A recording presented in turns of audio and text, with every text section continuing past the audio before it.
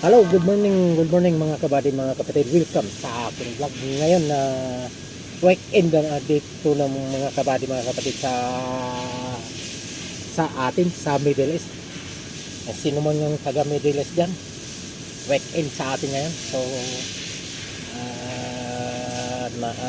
binabati ko kayo mapagpalang weekend sa ating lahat.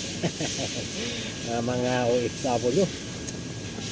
Sana ay nasa mabuti tayong kalagayan sa araw-araw nating ating ginagawa. Sana ay walang anumang suliranin. So Luzon, Visayas at Mindanao, magandang umaga, magandang hapon, magandang gabi sa inyong lahat.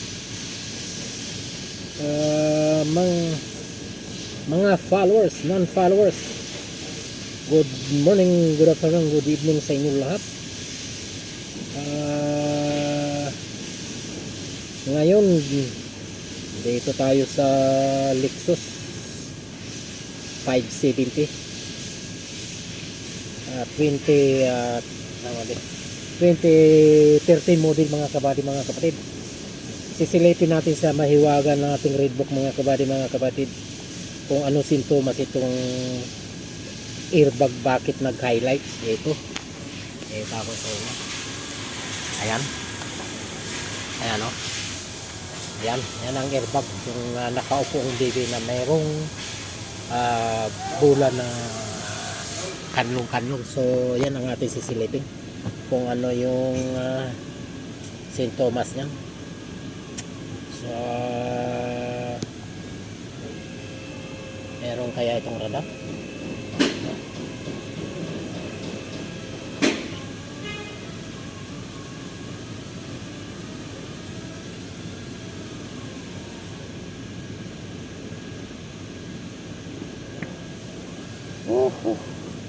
So mayroon radar mga kabady, mga kapatid.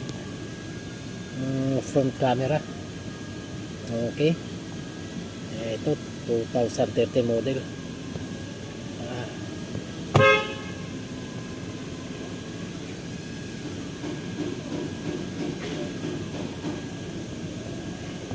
Kita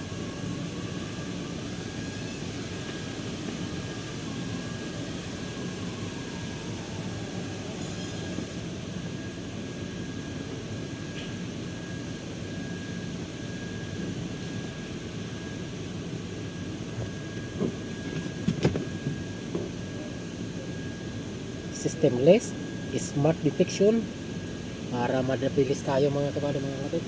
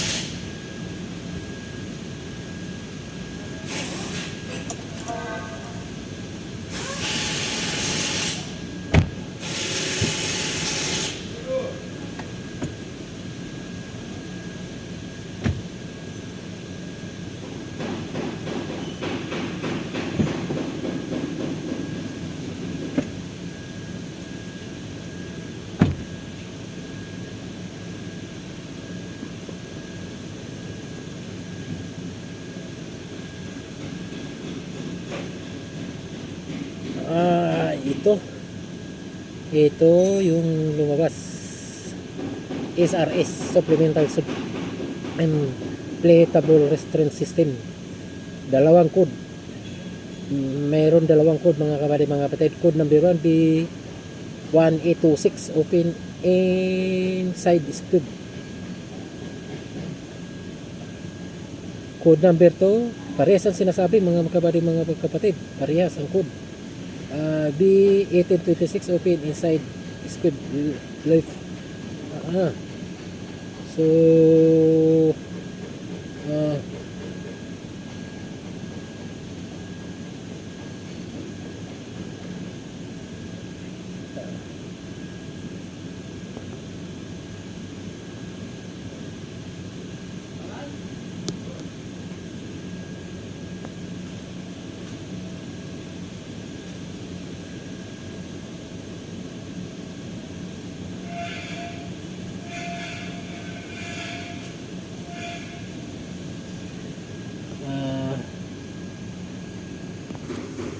So, itong code mga kabady mga kapatid, oh.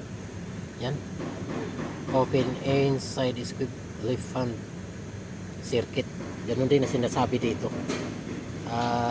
D1826. Ang history ito mga kabady mga kapatid, history ito.